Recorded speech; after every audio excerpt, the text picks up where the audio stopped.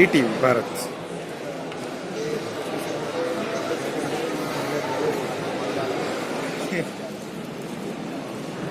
सब काट ले तो आयो।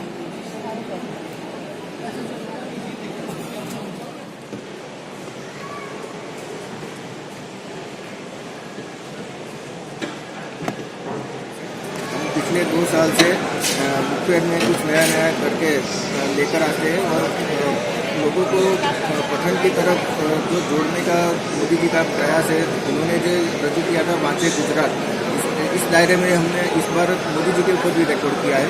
2 साल से हम लगातार ऐसा कुछ न कुछ नया लेकर आते हैं। 2 साल पहले हमने आधे इंच की पक्के पूठे की पुस्तक का रिकॉर्ड किया था और साथ में 9.5 फुट की पुस्तक भी रजू की थी।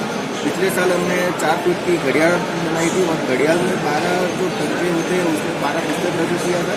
और सबसे छोटी पुस्तक जस्ट 3.3 mm पुस्तक साइज की पुस्तक बना के पूरे भारत का एक रिकॉर्ड किया था। हमने इस साल दूसरी डायरी भी बनाई है जो एक यूनिक शेप की है, लोगों को बहुत पसंद आती है और अच्छा रहता है।